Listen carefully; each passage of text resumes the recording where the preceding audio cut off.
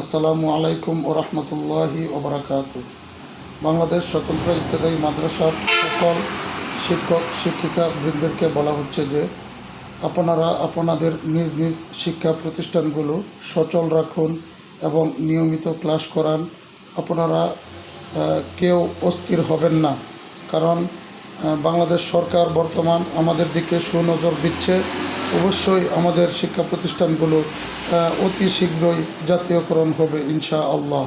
আপনারা আপনাদের নিজ নিজ দায়িত্ব থেকে আপনারা নিয়মিত ক্লাস করান আর প্রতিষ্ঠানের দিকে সুনজর দেন। আগেও দিছেন বিনা বেতনে, এখনও দিয়ে যান, কষ্ট করে যান, কষ্ট করছেন, করতে থাকুন। ইনশাআল্লাহ একটা ফলাফল অতি শীঘ্রই আসবে। আর আপনারা আপনাদের নিজ নিজ প্রতিষ্ঠানে সব সময় নিয়মিত সময় দেন। তার কারণ হচ্ছে মাঠ পর্যায়ে আবারই মিনিস্ট্রি অডিট হতে যাচ্ছে।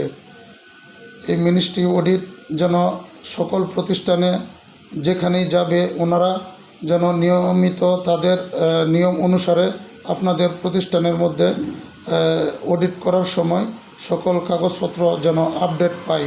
সে অনুযায়ী আপনারা আপনাদের নিজ নিজ দায়িত্ব থেকে আপনারা প্রতিষ্ঠানগুলোতে লেখাপড়া সুন্দরভাবে পাঠদান করে যান।